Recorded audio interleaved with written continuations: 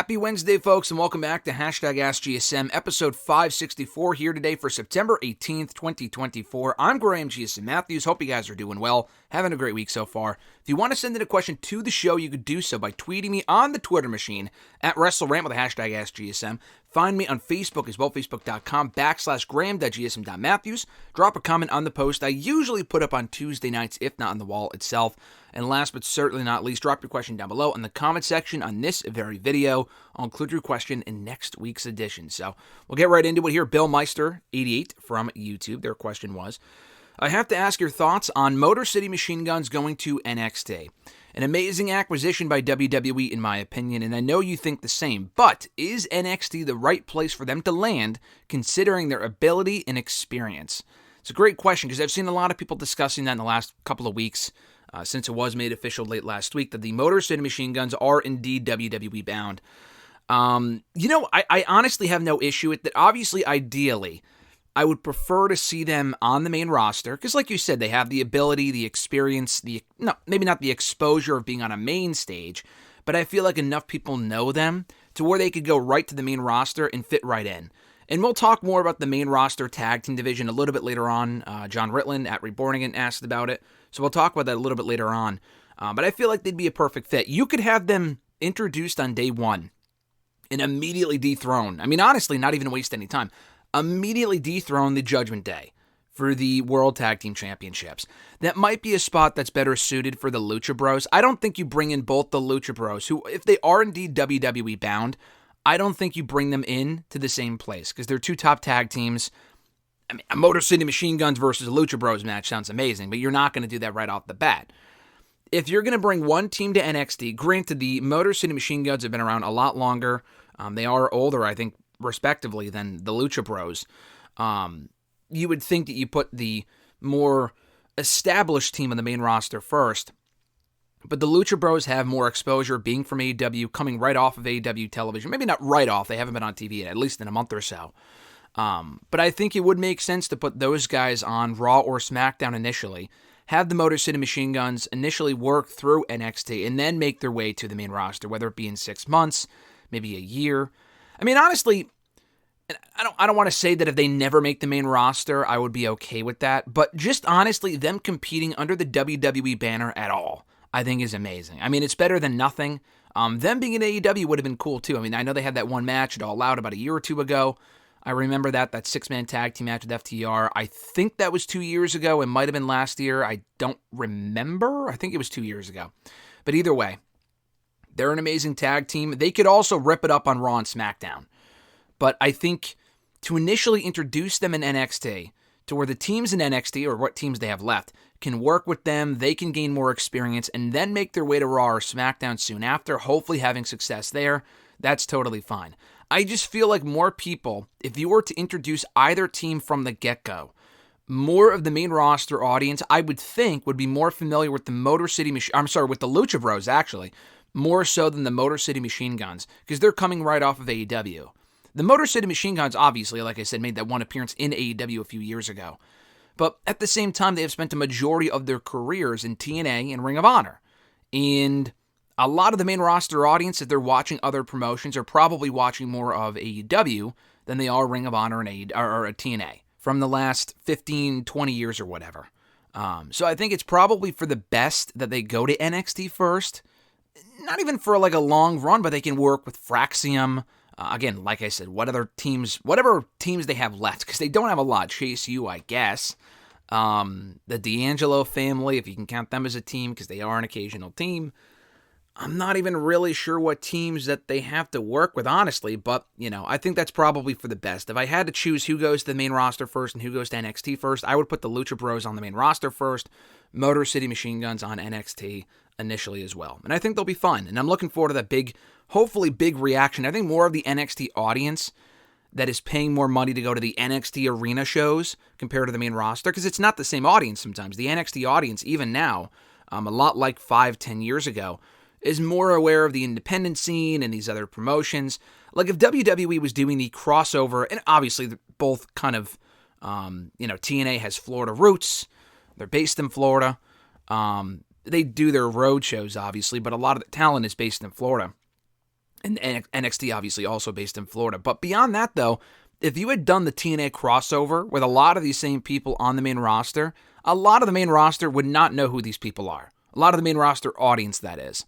But in NXT, because they pay attention to the TNAs and AEWs and Ring of Honors and stuff like that, they know who those people were. Even Hammerstone. I mean, if Hammerstone initially arrived on the main roster, they would not know who he is. Jacob Fatu, in Chicago when he debuted, they know who he was. But in front of any other crowd, they probably would not have known who he was, aside from knowing he may have been related to the NY family or had some sort of relation there or whatever. Just because, they probably would not know him from MLW, if that makes sense. So put him in NXT first, give him a great reaction in one of those first 2 road shows. I know they announced yesterday that Fraxine will be defending, for whatever reason, I guess, against A-Town Down Under on that second NXT Arena show. I was hoping they would just defend against the Motor City Machine Guns on that show. But maybe they don't want to switch all of their championships in a 2-week span. They want to save some stuff for Halloween Havoc in a couple of weeks. So I guess that's where they would probably debut. Have them defend the titles on that show, and in St. Louis, they can come on out, debut, the Motor City Machine Guns, that is, and then face Fraxine at Halloween Havoc, and hopefully win those belts back. Not back, but win those belts for the first time. Micah Does It from YouTube, their first question was, if John Cena did a group on the farewell tour similar to the NWO, who would you put in it? It's funny you say that. I don't know if that's been a popular opinion among some people online, because someone else asked me about that a week or so ago, if Cena were to do an NWO stable, that would be so cool. First of all, if there were any time for him to turn heel, it would not be on his way out, because people want to love John Cena, want to respect John Cena, want to cheer John Cena. If there was any time for Cena to get booed as part of a heel faction, it would not be in the closing stage of his WWE in-ring active career. So, I'm not saying that you're saying it is going to happen, but for anyone still pondering the possibility of the idea, and he even answered this question at that press conference when he announced his retirement tour a couple of months ago, Money in the Bank. He even said, he didn't say it would be stupid, and I appreciate him addressing the question honestly and sincerely, but it just wouldn't work. Maybe at another point in his career that could have worked, but not now.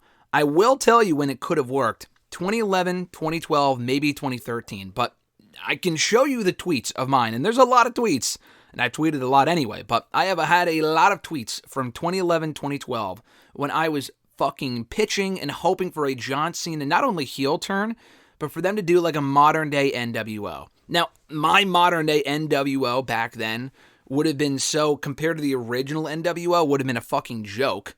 That was around the time where the Awesome Truth, Miz and R-Truth were doing that whole conspiracy thing.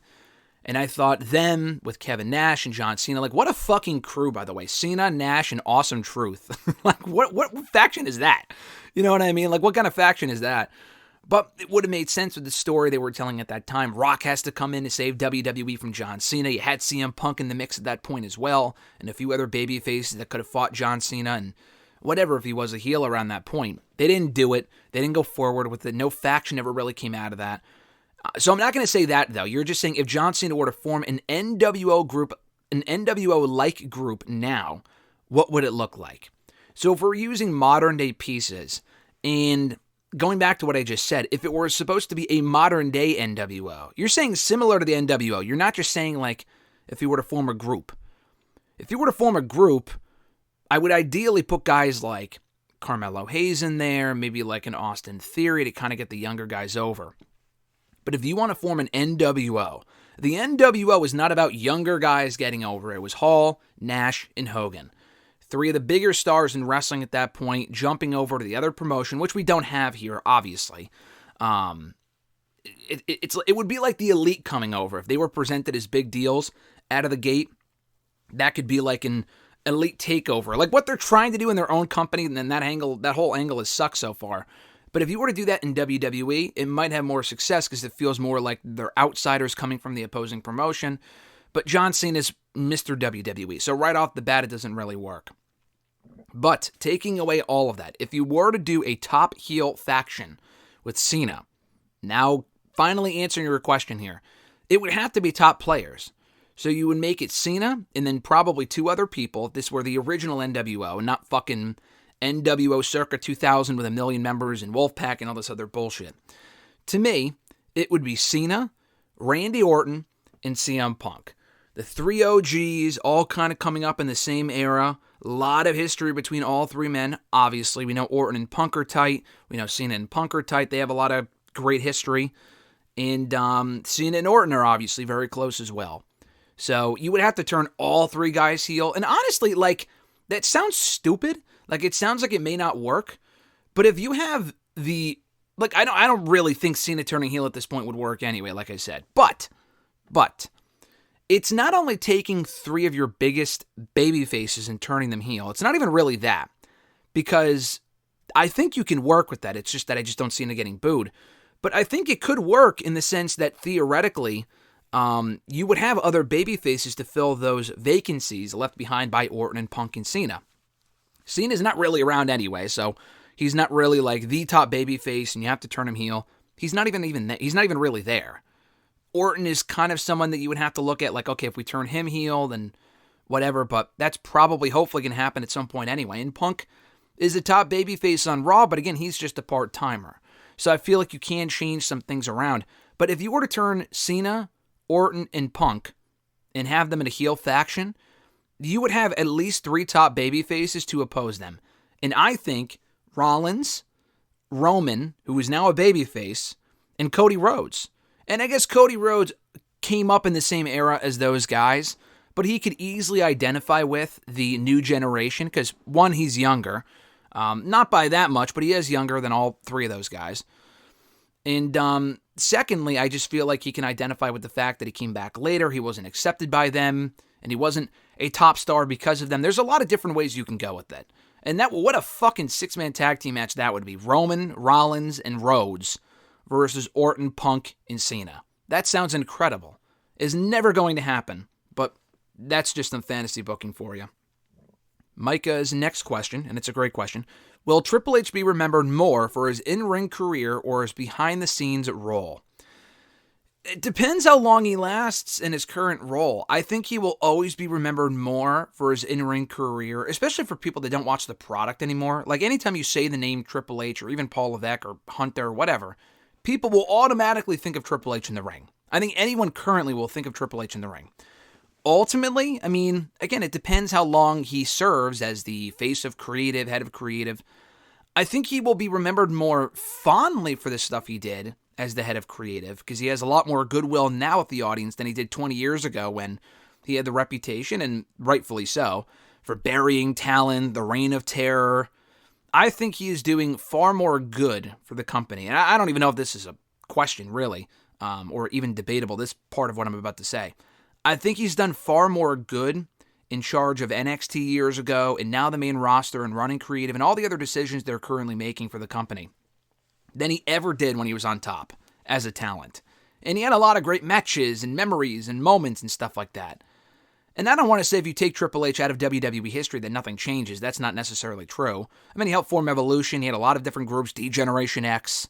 He had a lot of great, moments, matches, and memories, like I said, over the course of his career.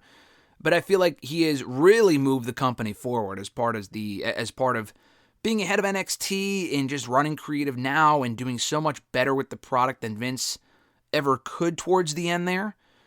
So, again, it really is, it's a good question, but it's hard to say because we're only 2 years into the Triple H run. It might get to a point a couple of years from now, if Triple H is still in the same role that he's in now, that he might be considered too old for the spot that he's in. I mean, he's already mid-50s, is he not? I mean, let's Google it here.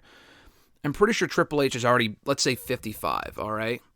So if he's 55. I nailed that right on the bat, right on the dot. He's 55 years old. So in 5 years, he's going to be 60. When Vince was 60, how old is Vince right now? 75? Let's see. Vince McMahon is 79. Holy shit. So 20 years ago, he would have been 59. So 20 years ago is 04. He was kind of still with it creatively in 04 and the mid-2000s, but he was still doing stupid stuff then. That was kind of like the beginning of it, I would say, like post-Attitude Era. So, I mean, will Triple H enter that territory? I'm not going to say, when you're 60 that you're losing your fucking marbles. I'm not going to say that. But, we don't know. We have no idea. People may have looked at Vince like a visionary back in the early Attitude Era. I don't know what the reputation of Vince Jr. was then as far as creatively. but it kind of started to shift in the mid-2000s, late 2000s with some of the shit they were doing and putting on their television shows. I don't know. He obviously has different taste than Vince, and it's a different world now than it was 20, 25 years ago. So it's hard to say. I still think he will be remembered more for his in-ring career. I mean, if he keeps appearing on television the way that he does, it's not like people won't know that he's running creative because they mention it every fucking week. I mean, I love Triple H, but the amount of appearances he has to make for himself, appearing in front of the crowd before some of these shows, like on the SmackDown season premiere in SummerSlam, it's like, okay, guy, we get it. You're running the show now and doing a great job. You don't need to be on the show. It's getting to Vince territory where Vince was involved in storylines. Triple H really isn't, but he's still on the show like every fucking month. You really do not need to be until it actually matters or makes a difference or you have to make an announcement or whatever. He was on TV coming out of WrestleMania like 4 or 5 times. It was ridiculous. But anyway, so yeah, I think he'll be remembered more for his in-ring career, but I feel like people will always remember him more fondly, like wrestling fans that are still watching today, for his behind-the-scenes stuff. Your next question: should Ludwig Kaiser be the one to take the World Heavyweight Championship off of Gunther, maybe at WrestleMania? Why did I say it like that? Gunther. That sounds like his theme song. Gunther, whatever you want to call him. Gunther. That's what I should have said. Why the fuck am I saying it like Gunther? He said maybe at WrestleMania. No, I don't think so. I think Kaiser can be, honestly, a future top player, future high mid-carder, maybe even a world champion. But I think to push him towards world championship contention, unseating Gunther by Mania would be way too fucking soon. I just don't see him being ready by then. I don't see him being ready even now, obviously. I think he's very good. I don't think he's going to be the one or should be the one to beat Gunther for that championship. People may laugh at the idea of CM Punk, but I think Punk would make more sense. I mean, we really haven't put a whole lot of thought into it. At one point, I thought Sami Zayn would have been perfect, but then he beat Gunther at Mania this past year. Then it's like, okay, I don't really want him beating Gunther twice at WrestleMania, 2 years in a row. Would kind of take away the specialness of it. If he lost at Mania this year and then beat him at Mania for the World Heavyweight Championship the following year, that would have been amazing. But they didn't do that. And they're not going to. So, likely not Sami, probably not Jey Uso, I wouldn't think. I don't know. I honestly don't really know who's going to be the one to beat him at WrestleMania. Maybe Rollins, but I don't know. I feel like whoever beats Gunther should benefit. I mean, I guess I could say the same thing about Sami when he beat him at Mania, and Sami didn't really benefit at all. It was a nice story and a great match, but Sami did not benefit whatsoever. I mean, the guy was already established, obviously. So, I don't know. It depends on however they want to do it. But no, I don't think it should be Kaiser. Christopher L. from Facebook, their first question was, Kevin Owens winning the World Championship back in 2016, and that surprisingly really good Fatal 4-Way was a big deal for fans and the man, as he had won both the NXT World Championship in his first 2 months on the roster, and finally the big one, and he held it until he was squashed by Oldberg. I thought that was a typo, but you literally meant Oldberg, which is funny. Oldberg at Fastlane in March of 2017. Looking back on the reign, I honestly didn't hate it, but I was disappointed. He had good feuds, but he always had to share the spotlight with Chris Jericho. And while they would go on to form a fantastic duo and had many, many entertaining segments, I feel like it took away from most of what Kevin Owens was awesome in doing in NXT. And he sort of had to play second fiddle to Jericho since Jericho was the more over star. Did you have any problems with Owens' reign? What did you think went wrong with it? And if he were to win it today, do you think Triple H would have a more clear vision of what to do with Kevin as the face of SmackDown? Really, really good question.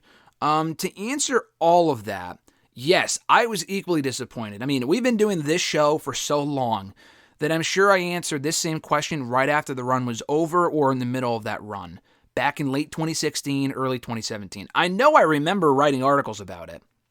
I remember writing articles about how it was disappointing. It was not a bad run. I don't think anyone does this, but I'm saying if anyone were to put it theoretically on the same level of fucking like Jinder Mahal or some shit like that, they would be out of their minds. But again, I don't see that often, so it's not really worth complaining about because it's, one, not true, and two, people don't really say that. Jinder's run was just genuinely bad television. Like, that killed SmackDown for a long period. The matches were not that good. He got over because he was doing some of the racist gimmick stuff, and we're not talking about Jinder here, but Kevin Owens was much better in the role. He was also champion for longer. The biggest problem with Kevin Owens as champion is that he was always overshadowed by whatever they had him doing.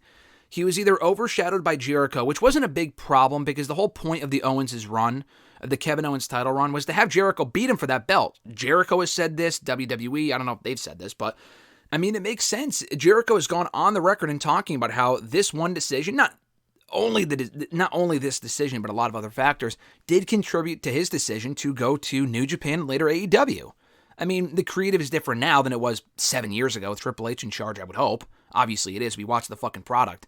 But Jericho has said the end game for that storyline, which does make sense, was for Jericho to either turn on Owens or obviously for Owens to turn on him, Jericho to go babyface, and he was really over as a babyface before he left in 2017 was Jericho. And beat Owens for that world championship. And that would have made total sense. They did end up having a match at Mania, thankfully, but it was for the United States Championship, a belt that Jericho had held for several months at that point. I think he won it December, January. He won that belt from Roman, actually. Roman was the United States champion before Jericho. He didn't really have that great of a run. He was just champion for the sake of fucking holding a belt. But then they put the belt on Jericho, and he could have lost that championship, and they could have feuded for the world title, the Universal Championship at Mania, but they went in the direction of Goldberg and Brock being for the belt at Mania instead. And to their credit, Goldberg and Brock did have a great match at Mania. That did not need to be for the Universal Championship, though. Brock went on to have a run as the Universal Champion for the next year and a fucking half. I know Roman Reigns was champion for 4 years, but the Brock run honestly felt like it lasted longer, just because... Yeah, I know Roman wasn't really on the show towards the end there, but like that Brock run, he had some good stuff in there with like Braun at some points, and the Samoa Joe match was great. He had some great matches during that run, but he was never really around, and it was so obvious the end game for that run was for him to lose to Roman Reigns, which no one wanted to fucking see. So again, he had some good matches, but he was never really around, and there were months where there was no world championship on Raw. Again, sound familiar because we got it recently with Roman Reigns. But I think it was way worse, because at least with Roman and the Bloodline, we had some great storyline segments and, you know, stuff being furthered in his absence. Not with Brock. Brock had no real storyline. He would just show up, defeat the challenger of the month, and disappear. So all of that to say, Brock did not need to be Universal Champion at that point. That match with Goldberg did not need to be for the Universal title, and Jericho and Owens could have easily been for the Universal Champion itself. Jericho did not even need to be champion for more than a month. You could have had Goldberg, or rather Kevin Owens, get the belt back from Jericho the following month, which is exactly what happened anyway, actually. Owens beat Jericho for the United States Championship at WrestleMania. And then Jericho beat Owens to get the belt back a month later at Payback. And then like 2 days later on SmackDown, Owens beat Jericho again and got the belt back from Jericho. So they did like a game of hot potato with the belt, but it kept people guessing because that rematch, everyone thought that Jericho would lose and leave.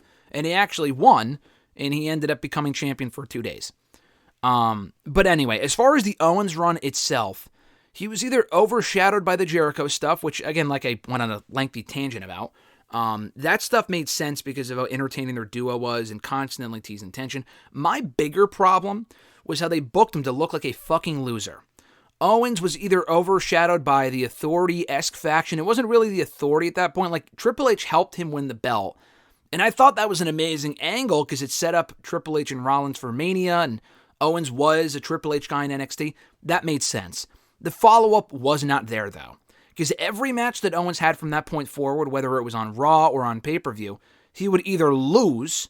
Like, he had a match, I think it was at Roadblock. I think he may have beaten Roman on that show, but I think they had a couple of matches where Owens lost by disqualification or some shit. Like, what the fuck are we doing here? And that was for the World Championship. They would have matches on Raw that were non-title that he would lose. Like, say what you will about some of the booking in today's WWE, for the most part, they do not have their world champions lose. And if they get pinned, it sets up something for later on. Owens lost and got pinned a lot in WWE when he was world champion. He felt like just another guy. He did not feel like a world champion. And he made the most of the run, and he got really, really good in the last 2 weeks after he returned on Jericho, came out wearing a suit and sitting on a chair explaining his actions. That was amazing. And then he got squashed in 30 seconds by Goldberg, and he was never really the same after that. But I would argue he wasn't really the same before that either, because he was always booked to look like a chicken shit heel. And Owens wasn't that guy in NXT. That was the thing. You mentioned his NXT run. Like, with anyone else that may have worked, like with Miz, that was fine because it's the fucking Miz. And I liked Miz's run, but him winning by the skin of his teeth made sense because he was a chicken shit heel for his entire career for the most part, and has been his entire career. Owens wasn't that guy in NXT. That was the appeal of Owens in NXT.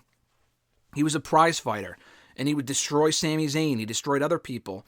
Upon coming to the main roster, he beat John Cena clean. This is the same man that beat John Cena clean. I honestly could not tell you, and maybe he did, I honestly could not tell you a single match when he was Universal Champion that Owens won clean. Heels don't have to win clean all the time. I know Gunther did when he was Intercontinental Champion. I get it. But they should at least win clean once in a while to maintain some shred of credibility. I think, like I said, a couple of his matches ended in disqualification, count out, or he would just get flat out fucking pinned on TV. But like the Night of Champions match with Rollins, I think, or Clash of Champions, whatever it was at that point, had a fluky finish. The Hell in the Cell match they had, I think they had a rematch on TV that, no, they had a rematch on TV later on, but they had a match at Hell in the Cell that Jericho got involved in. Why the fuck is there interference? Which I know the first ever Hell in the Cell match had interference from Kane, but that was an exception because that was cool. Why the fuck was there interference in a Hell in the Cell match with Jericho, who was not in the match? The whole point of the Cell match with Rollins and Owens was to keep Jericho out, and then Jericho got in anyway. They had a rematch on TV where someone else interfered and attacked Seth Rollins. It might have been Jericho again. They had a match with him and Roman on pay-per-view that, like I said, I think was either a no contest or another shitty finish, maybe a DQ or something. He got beat on TV. I think he challenged Roman for the United States Championship on TV, and he got beat clean there. And they had another match at the Royal Rumble, which was, I think Jericho was in a shark cage. Braun Strowman got involved. So it's like, dude, this guy has no credibility whatsoever. And he helped Owens win, which was, I was glad Owens won and that Roman Reigns didn't win the championship. But it didn't do Owens any favors to be booked like a loser for most of that run. So the last part of your question, I know I've spent a lot of time on this because it gets me going because it still bothers me all these years later. And they never really really have not done right by Owens since then. Like, he's been involved in a lot of great stuff. And I don't want to say they've buried Owens. Like, he's had a great run, main eventing WrestleMania with Stone Cold Steve Austin, doing all this other cool shit. But he never got another run as world champion after that. And that's not his fault. Would Triple H have a more clear vision of what to do with Kevin Owens now? Honestly, in my opinion, no, I don't. I don't think he would. I think he would book Owens better than Vince did in late 2016, early 2017. I don't see them ever. Maybe they could. I think we've answered this question before. Could Owens win another world championship in WWE? Could he? Yes. Would it go that much better than his other reign? I don't know. That much better? I don't know. I don't think so. I just don't think that company, regardless of whether it's Triple H at this point, maybe 10 years ago, but probably not now, we're kind of past the point where Owens, I mean, he can go in there and have a great reign as champion, but he's been around for so long, I feel like those days have passed, and there's so many other players now they want to put the belt on, like a Gunther or whoever, Cody Rhodes. I don't think Owens, they look at Owens and see the guy, the face of SmackDown. It might be more of a Kofi Kingston run where he's given a token title reign in a great moment where he wins it, and then he's not really the face of the show. I just do not see Owens being booked as the face of either brand in WWE, and even in AEW if he were to go over there. If he were to win the World Championship, I just feel like he would be an afterthought, the same way that he was the first time he won it back in 2016. I would love to be wrong and to see them give him a great run and be booked strong and really build back up some credibility as a main event player. But I personally just do not see it. Chris's second question. Edge and Christian is one of those tag teams where both men not only went on to become very successful singles stars, but also world champions in their respective companies.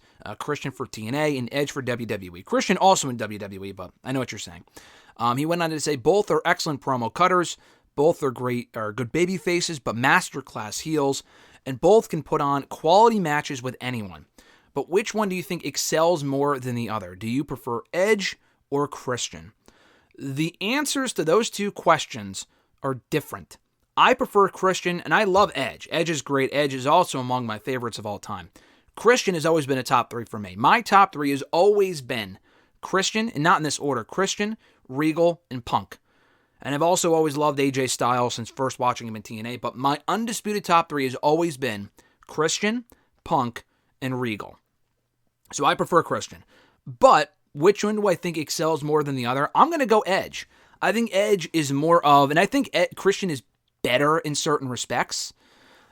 Christian was always the better worker. I think Christian can go in there and have better matches with some people compared to Edge. I feel like if you put either guy in any situation, I have more confidence, even at this stage, for Christian to go in there and have a great match, and Edge can have a very good match too, but I feel like it's more of a slam dunk guarantee that you're going to get a great match regardless of who it is, with Christian involved more than Edge. And Edge is also very good, like I said. But as a main event overall package, I just feel like Edge is that guy. I feel like Edge, and maybe just because we've seen him at this level consistently, maybe that's what it is. But I just always felt like Edge was a guy that you can build a brand around, and he always has been. Christian, had that amazing run with Randy Orton back in 2011. They had that amazing feud over the World Heavyweight Championship. But there was a reason why Christian was never really the guy on SmackDown, either initially as a babyface or later on as a heel. He was a great supporting character and have a great match with the main event players and challenge for the World Championship and be a credible contender or a challenger, whatever. But he was not a guy that they were going to keep the World Championship on for more than 6 months in either role. He was just, whether it be a looks thing or whatever, he just wasn't on a bigger stage anyway. In TNA, he was the guy, but even like after a certain point, Christian was not world champion. Was he world champion? I know at least once. Twice, I don't know. Like towards the end there, he was not main eventing pay-per-views anymore. Once they brought in Joe, and Joe was there at that point, and Kurt Angle, among other people, Christian wasn't really that guy anymore. So I just feel like in a deeper pool of talent, he's not that guy. I would love to see him cash in his current contract in AEW, that title opportunity he earned it all in, and become world champion. Don't get me fucking wrong. I would love to see that.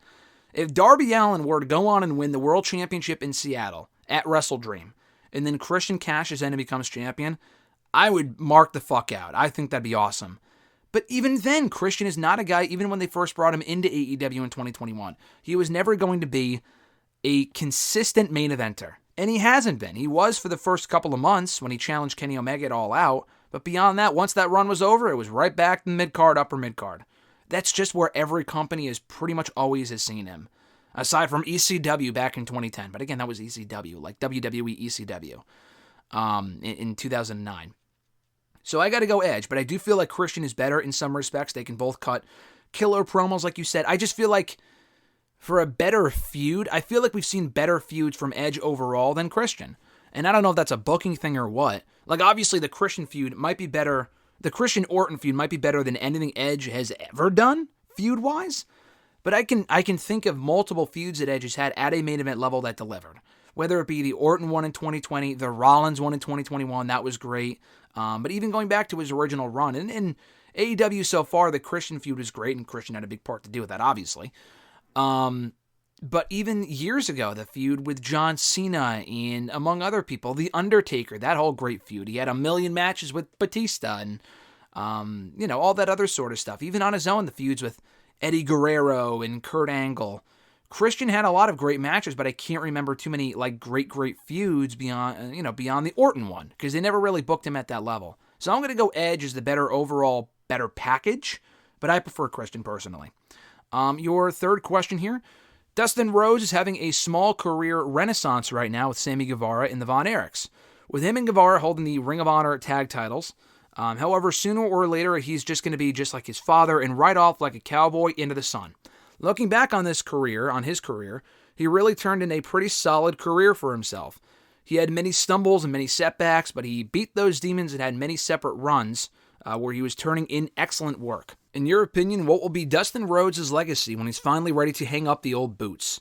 I think he'll be remembered as a pretty consistently solid worker, like you said, with a lot of accomplishments across WWE and now AEW as well. I mean, he hasn't won a championship in AEW specifically. Technically, it was Ring of Honor. But he's had a good run, honestly. I've enjoyed a lot of his work in AEW. He hasn't really been used a whole lot in the last couple of years. But that first match with Cody Rhodes at the first Double or Nothing will go down as one of the best matches in AEW history. Not that they peaked early, but in terms of best matches ever, they peaked early with that one. Just the story, and that was the match me and a whole lot of other people always wanted to see. We finally got it. We finally got it on a big stage, and it was a great match. And then he wanted to have a lot of other good matches in the years that followed, not really on pay-per-view per se, but a lot of good stuff on TV with CM Punk, Sammy Guevara. He had a couple matches with, obviously, and that's why they're teaming now. They had their previous issues. Among other people, Christian Cage, Swerve Strickland.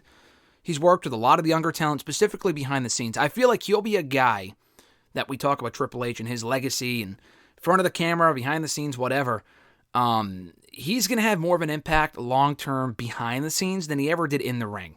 And again, he had a very good career for himself, Hall of Fame worthy, did Goldust, multi-time tag team champion, Intercontinental champion, now Ring of Honor champion, among all the other championships he's won over the course of his career.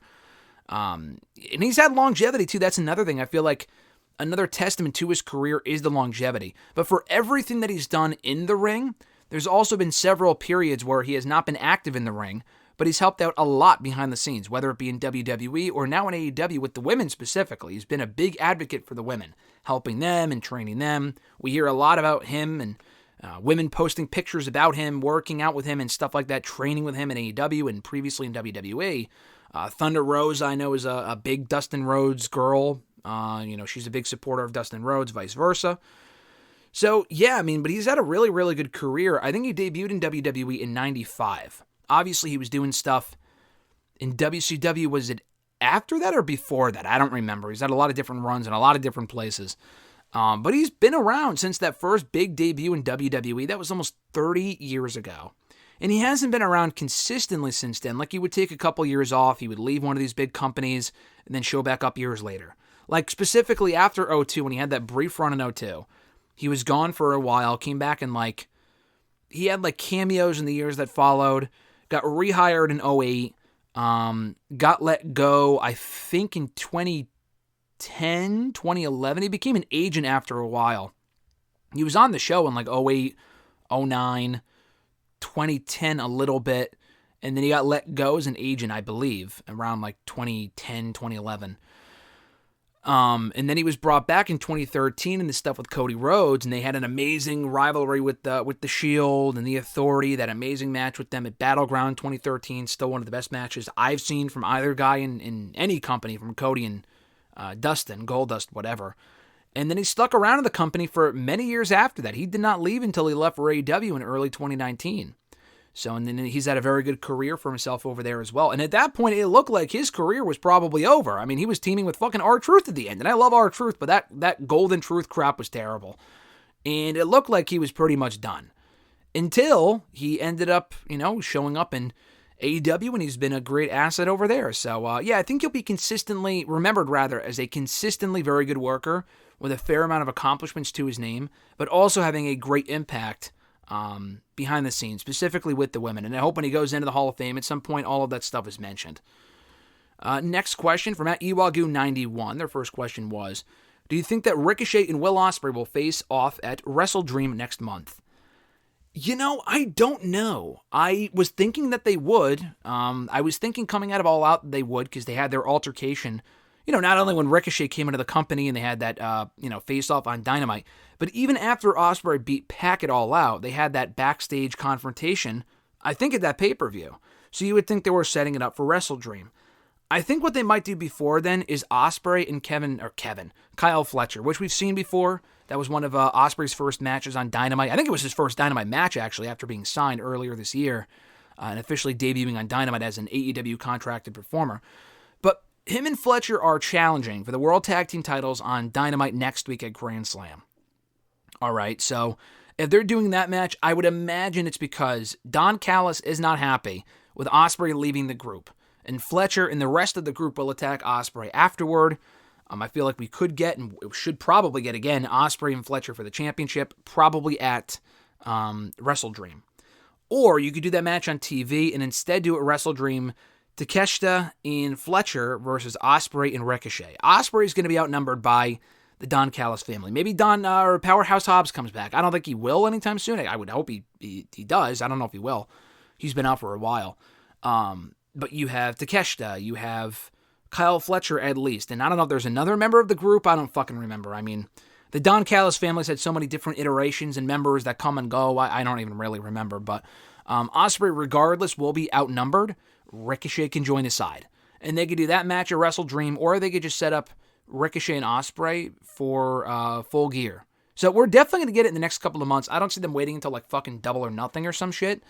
But I could totally see them doing it at Full Gear. So I'm going to go Full Gear. If they do, I just find it hard to believe that him and Fletcher would challenge for the tag titles, lose, and then nothing would come out of that. then it begs the question of what the point of that was in the first place. So I think we're going to get a turn there, a betrayal from Fletcher on Ospreay. Ricochet joins Ospreay either then or soon after. We get the tag team shit, and then we get Ospreay and Ricochet. Wrestle Dream's in like 3 weeks, so I don't think everything of what I just said will happen in a 3-week span.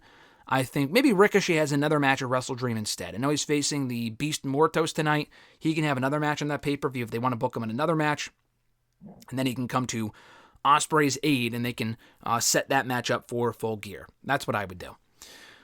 His next question, do you think Gunther and Sami Zayn versus Sami Zayn will happen at Bad Blood? I do, and it should. That is not a Raw match. You can have World Championship matches on Raw, but you should not leave a World Heavyweight Championship match off of pay-per-view just to do it on Raw. Like, I know the World Heavyweight Championship was not defended at, I think it was King and Queen of the Ring. Damian Priest did not defend on that show. But they set up something with Drew, but that was not on TV. That was for Clash later on. And the next pay-per-view after Bad Blood is not, it's not until early November with Crown Jewel. So it's not like they're setting up a show 2 weeks later, like with All Out or whatever, and they're saving it for then. They're just not taking the predictable route in setting up Gunther and Sami Zayn, which I appreciate. They're taking a different route to setting that match up, and they'll probably announce it, I would imagine, after Zayn beats Kaiser on Monday's Raw. He'll do something to get Gunther to accept, and I'm not even really sure why Gunther has to accept. Adam Pearce logically should be like, no, this match is happening, but whatever. So yeah, I do think that the match will happen at Bad Blood. It should happen at Bad Blood, and if it does, that's a stacked show between that match, Punk and McIntyre, Rhodes and Reigns teaming up. That's a pretty solid card right there, in addition to everything else happening on that show. Your third and last question here. Do you think that Hangman Adam Page will become AEW World Champion again next year? I honestly do. I just feel like this character arc, I don't even know if it completes, because his first arc, when he first came to AEW, from 2019 through late 2021, that whole great arc culminated when he won the World Championship. And then he actually got a little stale after that because he didn't have anything to chase anymore. But then he got interesting again in the last year with this whole Swerve stuff and some things that he was doing before that. I feel like this arc will also culminate and maybe even continue with him becoming world champion. How many times can he challenge for the championship or be on the outside looking in without actually winning it? Like, I know there's been various people, Danielson, for example, challenged for the championship several times before finally winning it at All In last month. But Adam Page, I mean, I know he's held it before for a 6-month period. I feel like they could do even better with Page now as champion than he did the first time around. He's got new challengers. It's a different landscape. The company's cooled off a lot since then. But I feel like they could put more emphasis on Page as champion, especially then, too. They had that great Punk MJF feud going on at literally the entire time that Page was champion, they were doing that program. And as soon as it was over, Punk transitioned into Page in the world title picture. And even that didn't really feel like a major focal point of the shows until it kind of bled into backstage drama. And we all know the story there. But yeah, I do think he should become world champion again, and I think he will. I don't know who he beats, though. I don't know if it's Darby Allin. I don't think it's Danielson. I don't really know. Christian, if Christian were to cash in and win, which I don't think he is. I said I would mark out if he does. I don't think he will, though. I don't know. It's really tough to say. But I will say that he will win the championship again within the next year. Because if he doesn't, I'm not really sure what you do with him if he doesn't. Where does he go from here? Like, he has to do something. He finally beat Swerve, even if it doesn't count because it was an unsanctioned match, lights out, whatever. He still has to fucking, win at some point. He has to do something. So I don't know. They have to figure that out, and they have to figure out where they go with him from here. Because he finally beat Swerve, and now he's back to feuding with Jeff Jarrett. What the fuck is that shit? Like, he doesn't have to be in the world title picture at this moment. That's fine. But he has to go for the belt at some point and win it. Whether it be, maybe not next month, but in the next couple of months, early next year, I do think we will see Page as world champion again on the Sooners side, no less. At Reborn Again, John Ritland from the Twitter machine and on YouTube. Real Honesty with John Ritland. Check out his content. He does great work. His first question was, honestly, how depleted is WWE's tag team division across all 3 brands? It has felt so lifeless for a while. It's honestly shocking they haven't done more to repair it. I don't know if depleted is the right word, because they have a fair amount of teams, just they don't really mean anything currently.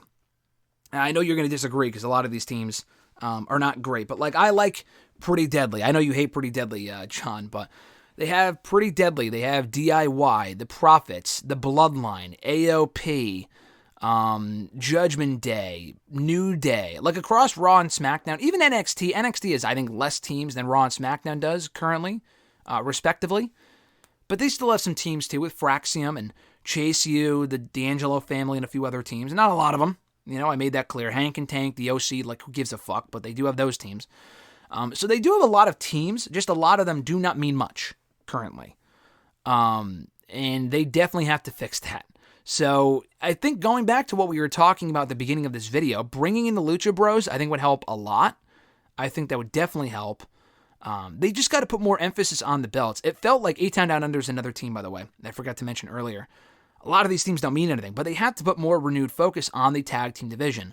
Like, the teams are on the shows, but like the Judgment Day had not defended those belts since they won them almost 3 months ago. That's fucking ridiculous, dude. That's crazy. I mean, how do they not win the belts? Like, how have they not defended it since then? That's nuts. That is crazy.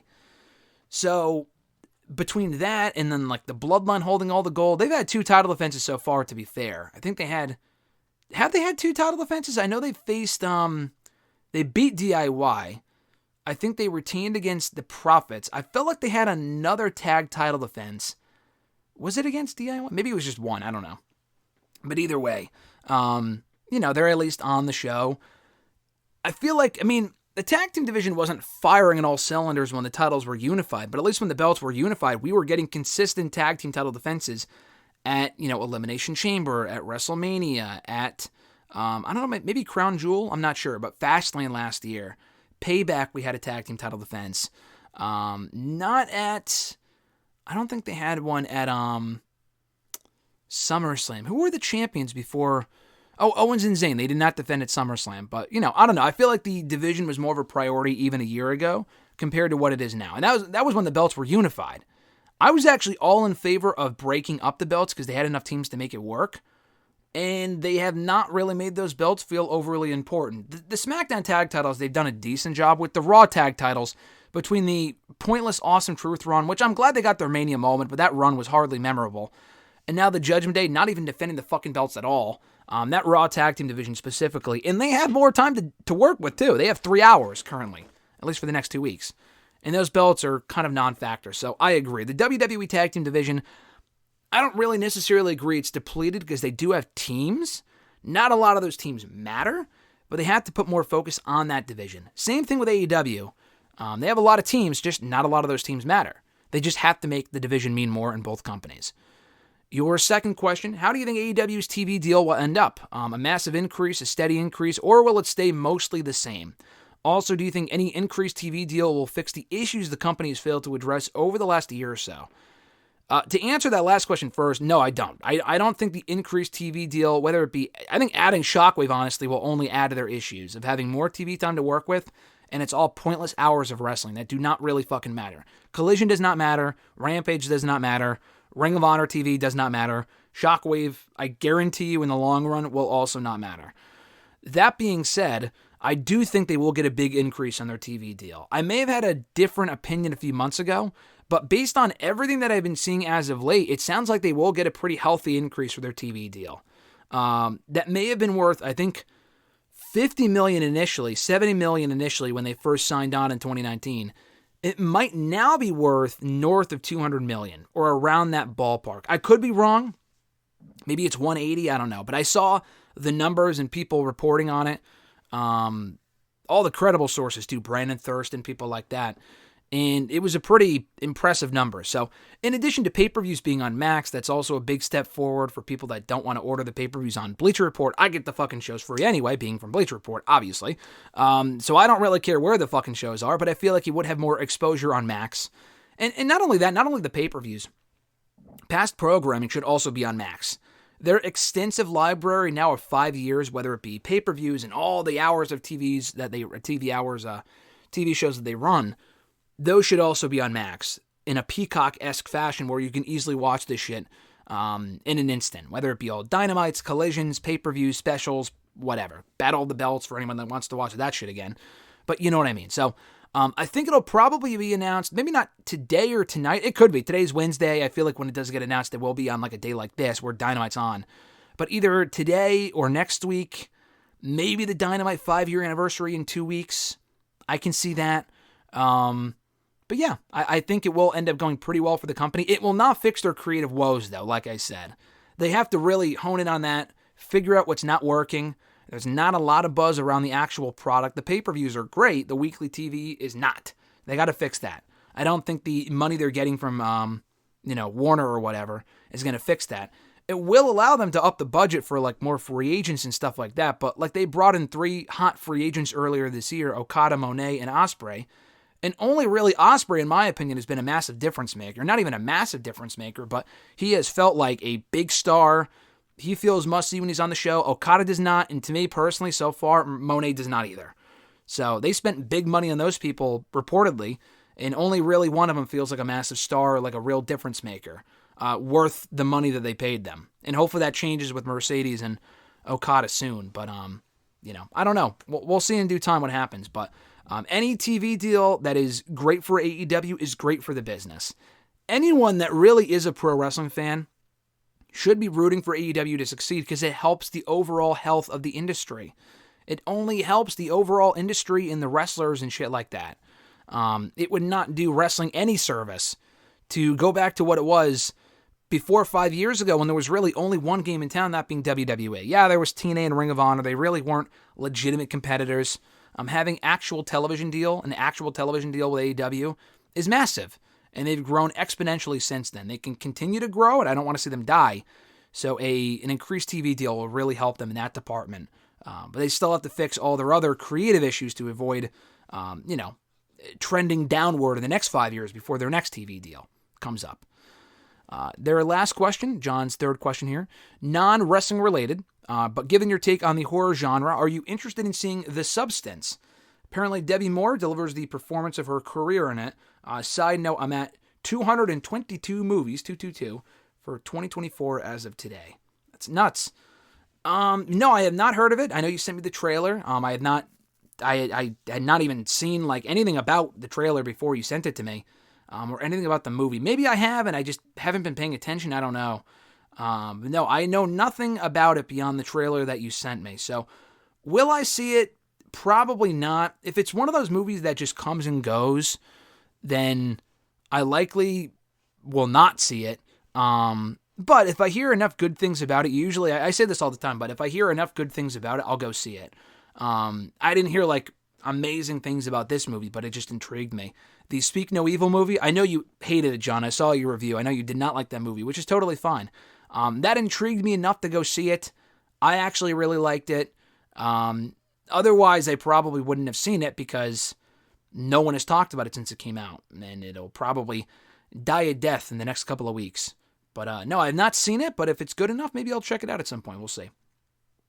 At Prince of S2, their question was from Twitter.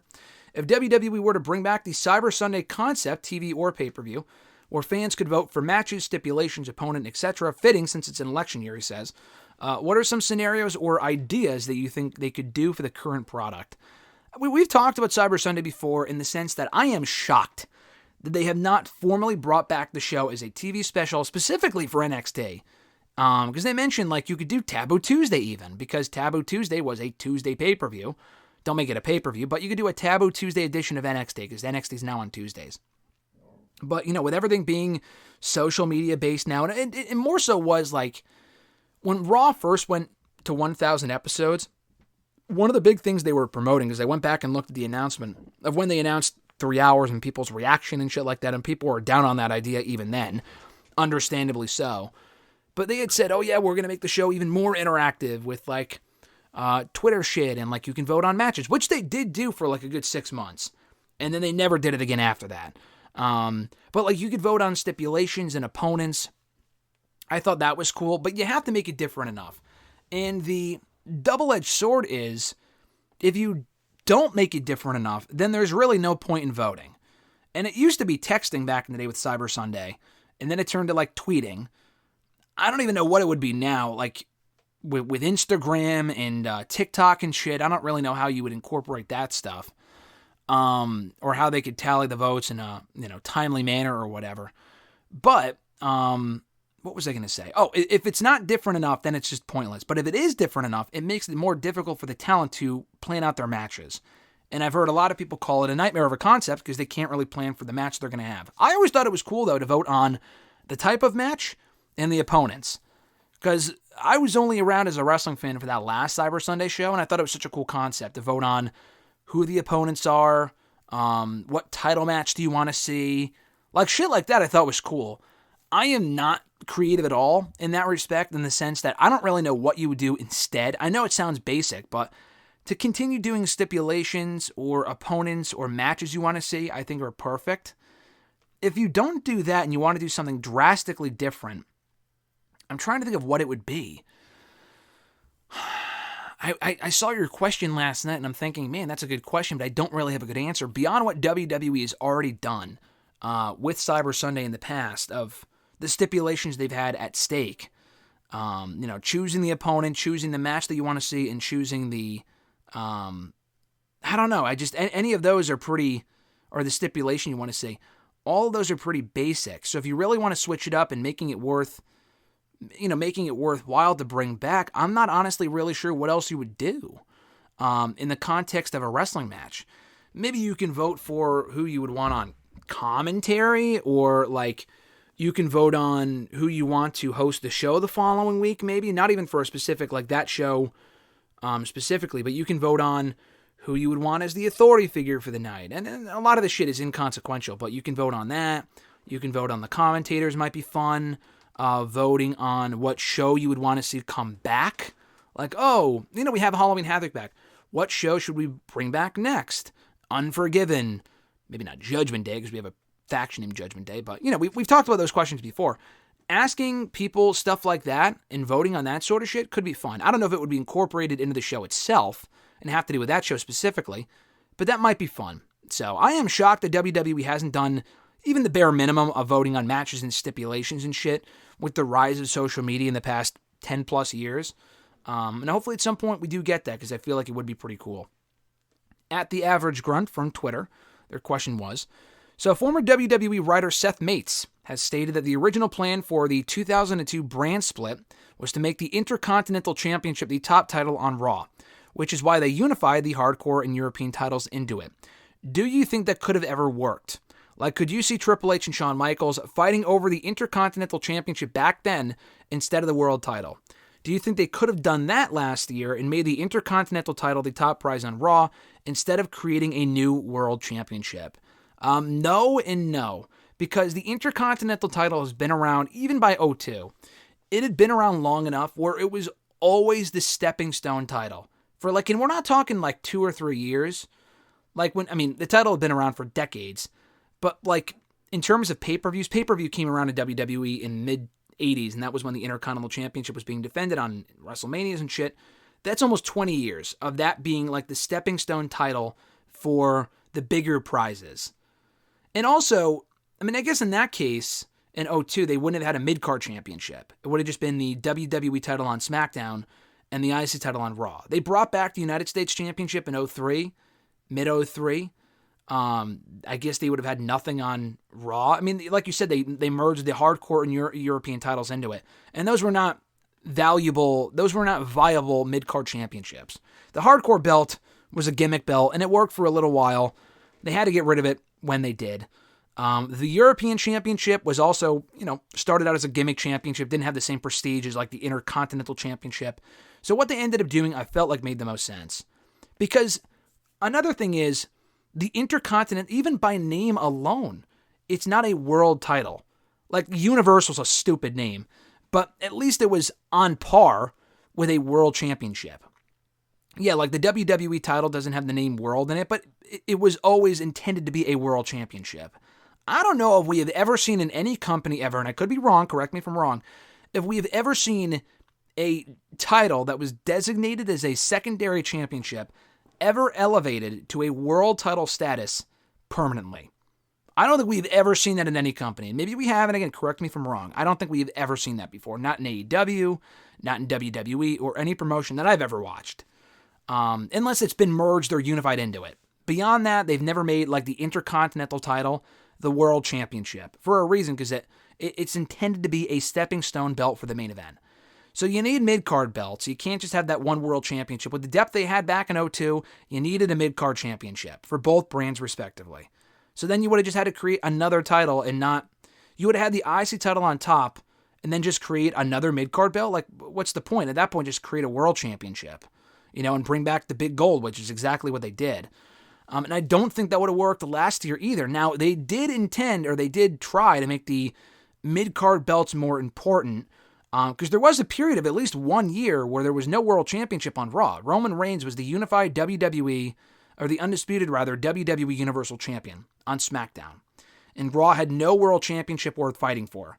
So they only had the United States Championship. And, they put the belt on Bobby and Rollins and a couple main event guys like that. But even then, though, those matches were not consistently closing out Raw. I mean, in late 2022, early 2023, they had some U.S. Championship matches headline the show. That is true. But it was never the focal point of the show. What even was? I'm trying to think right now. I know they had Bobby and Brock feud for a while. That was never like the main feud on Raw. That was when Triple H first took over. So maybe it was some of the women's stuff that they had dominating the show. I don't really remember what it was. They did attempt to make the U.S. Championship mean more. And for a little while it did. But it was still not the World Championship. And if you have a World Championship on one show, and a title that people have looked at for decades as a secondary championship, that show will automatically come off as second rate. Because they had a belt that was, for the longest time, a secondary championship, and is now all of a sudden the World Championship. I don't think that was going to work. Especially in 2002. Like in 2002... who was holding the belt before that? Fucking Road Dogg, Billy Gunn. Let's look at the list of Intercontinental Champions back in 2002. Because it wasn't like a laundry list of main eventers at that point. Just to turn around and say, hey, it's the World Championship. I don't think that was going to work. Let's see. Intercontinental Champions. All right. So let's go to 2002 specifically to see who was holding the belt before the brand split happened. 2000 had some top stars, Triple H, Jeff Hardy, Kane. Those were all top names. So in 2002, they had William Regal, mid-carder, Rob Van Dam, mid-carder, Eddie Guerrero, mid-carder, future world champions, but they were all mid-carders at that point. Chris Benoit, mid-carder at that point. Jericho, yeah, he was all right. He was, he's a former world champion, but he was basically a mid-carder at that point. Kane, I mentioned former main eventer. Okay, Triple H wasn't, so they thought so little of the Intercontinental title in 2002. I know this was after they brought in the World Heavyweight Championship. They thought so little of that belt, they unified it with a World Championship and did not have an IC champion for the next 7 months. So I just don't think that was ever going to work. I just don't think that would have worked. Not then, not last year, not ever. I could see the argument for why having 2 world titles dilutes the meaning of each championship, but each brand, I've always been an advocate of having 2 world titles for each brand. Not each, but I'm saying 2 world titles total. Because we saw with the Roman experiment that it just doesn't work. If Cody was defending the championship on both brands and was actually active when Roman Reigns was not, then maybe, but even then, Cody's not working both brands consistently. He might work one brand for a month and then the other brand for a month. And then the 1 month where he's not on that show, you don't have a world title program. And then the people are fighting for kind of nothing. I just don't really think it works. With the brand split, it doesn't work. In AEW, they don't have a brand split, so it's okay. But I don't think, going back to your original question of making the IC title the top title on Raw, would have worked. Could you have had Triple H and Shawn Michaels feuding over that belt? Yes. But even with that, though, it still would not have meant as much consistently long-term as the WWE Championship did on SmackDown. At E13A, their first question was, from Twitter, do you think a Bayley-Naomi versus Bianca and Jade feud would be good? There were a few backstage segments before WrestleMania where Naomi wanted to help Bayley after she got kicked out of Damage Control, but Bianca still hated Bayley. I don't remember if they fully resolved that. They didn't. They did not. I remember that because I was still thinking about how they could bleed that into a Bianca heel turn, where she could take exception to the fact that people kind of embraced Bayley as a babyface, even though she was such a terrible person for so long. Why do people embrace her? And why should I give a fuck about her? Yeah, I think that would be a really interesting feud. The matches could be good, but I think even more so, like as a tag team feud, she's friends with Bianca and Jade, but she's siding with Bayley, who was previously a terrible person. So they never really did resolve that. I was thinking more so of Bianca and Jade versus Nia and Tiffany, which that also works well, but if Nia is the WWE Women's Champion, you kind of make that belt an afterthought if you do that, so I don't know about that. Maybe after Nia loses the championship. I don't know when that's going to be, but that's a possibility. I never even really thought about the possibility of Bayley and Naomi versus Bianca and Jade. But I do think that could work, just given the story alone. Honestly, though, whatever progresses, and I think that could progress the Bianca thing. At this point, whatever progresses the Bianca character development towards turning heel, that's the key. I mean, they've just been stuck in the same spot for a while where they're champions, they're not champions, they're back to being champions. Cool. Her and Jade are a very good team, but I'm ready for a single-star Bianca to come back out again, feuding with Jade as a heel. Bianca as a heel. And I think that feud would help get her to that point where she's like, oh, you can't trust Bayley, but then in reality, she's the one that becomes unlikable, and you can't trust her, and she turns on Jade because of it, because Jade is like, maybe they get to a point where they have to shake hands after the match. Bayley and Naomi beat them for the belts, and Jade shakes their hand, but Bianca doesn't, and that leads to friction between Bianca and Jade, leading to their own turn soon after. So I think that's a great idea, actually. Would they actually do that? I am not confident. I think there's still a chance that one of them might leave. I know the stipulation sounds silly where, if you get pinned on SmackDown, one of you's got to be permanently banned from SmackDown in that tag team match on Friday. We're all expecting Bayley to win, and I still think she will, but I said this in my SmackDown review last week. I would not discount the possibility, in my audio review here on the channel, I would not discount the possibility of Bayley or Naomi getting pinned, specifically Naomi, because Raw needs the depth right now in the women's division, and if Jimmy Uso ends up going to Raw first, then I think he'll still show up on SmackDown.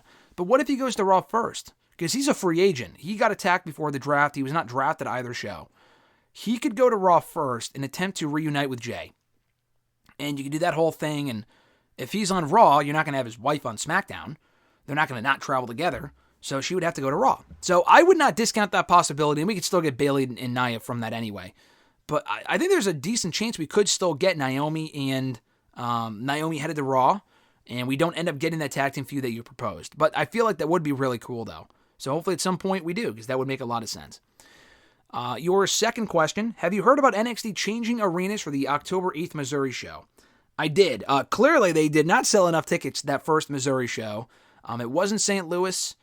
I think they're still promoting it as St. Louis for that new arena, even though it's technically not. It's a much smaller arena. Obviously, they had no issues with that October 1st show in Chicago. I think that's in the Allstate Arena because they're not moving that one. But the second one, they did. Whether it's not a hot market, I mean, it's NXT. That's the thing. It's NXT. Even with Randy Orton on the billing. They announced Orton and Javon Evans last night. That's awesome. But even with that on the billing, they still moved to a much smaller arena.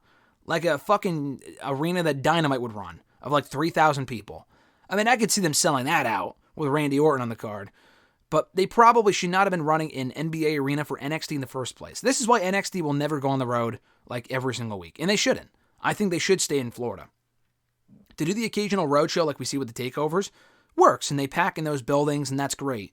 But for like the weekly television shows to watch fucking Ariana Grace versus Adriana Rizzo in a 2-minute match, yeah, that's not going to work, pal. Last question, also from @U13A. Would you ever go to AEW All In? I've said this before, but I would. I don't know when I'll go. I don't know if it's going to be anytime soon, but I would go. I mean, the next one's in Texas next year. But I would go to All In specifically, and I've been to Dallas, so that one I'm probably not going to go to. But the one in London specifically, and I mentioned this before, but some of the first Raws that I watched as a fan, full episodes of Raw, emanated from England, specifically London. My first ever full Raw, and I think I've seen other Raws in full before, but I have no memory of them, like, completely. But, like, my first official Raw as a fan was the April 14th edition in 2008 of Raw. And that was the night that William Regal fought Randy Orton. I just have fond memories of that show, that match specifically, even though it wasn't like a barn burner, but like the idea of Regal wrestling as the Raw authority figure was cool to me. And then every time they went to Raw from that point forward, yeah, the shows were always taped, but like the liveliness and the energy from that audience, and this was back when the product largely sucked, but the England crowds were always really, really hot. And I always wanted to be a part of that. So, yeah, at some point I would love to go to All In or really any WWE show in London. I feel like it might be more likely, because I go to Mania every year anyway at this point. I feel like it might be more likely that when WWE goes to London for like SummerSlam potentially, maybe even next year, that I would be there for that, more so than All In. Because I don't really cover / go to the AEW pay-per-views unless they're close. Like I was at World's End last year. I've been to All Out once in 2021, the best pay-per-view AEW ever did. I went to the first Double or Nothing. I went to those as a fan, except World's End, although that was within driving distance.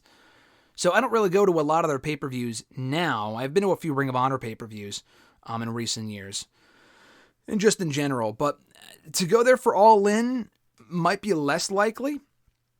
I would like to see a show in London in general, but, it might be All In, it might be SummerSlam, it might be Mania, I don't know what it's going to be exactly, but it is still on my bucket list to watch and attend a wrestling show in London, and I'm hoping at some point in the next couple of years that comes true, because I feel like that would be a lot of fun. I've been to England twice. I went there with on a school-esque trip. It's kind of hard to explain, but I went on a trip, like an academic trip, back when I was going into 6th grade. It was the summer before 6th grade, back in 2006. And then I went again many years later, 5 years ago actually, on a family trip in the summer of 2019. And both times were fun. The 2006 time I don't really remember all that greatly because I was 11. The second time I did not have fond memories of that trip, but it was a family trip, so it was like, we got to do what everyone wants to do and you're on a certain schedule. That's not fun to me. And also just being out of the country doesn't exactly appeal to me personally. So I'm not rushing to go anywhere out of the U.S. And even in the U.S., I don't love traveling. I used to love traveling, and that was back when I was a kid. But now just being older and just scheduling-wise and being busier and stuff, I'm just not a big, get on the plane type person, even driving sometimes. So I'm not, sitting there oh, I can't wait to go to fucking Alaska. Not Alaska, but, I can't wait to take a trip back to Paris. Alexis is more like that, more than I am. I don't really like the inconvenience of being out of the country. I'm such a loser like that. So I'm not jumping for joy over the fact that I'd have to travel there, but it would be worth it. Just to say that I did it would be fun. So, yeah, at some point. I was hoping to actually attend an NXT UK taping in 2019 when I was there. And they did actually do an NXT UK taping during the week or so that I was in England.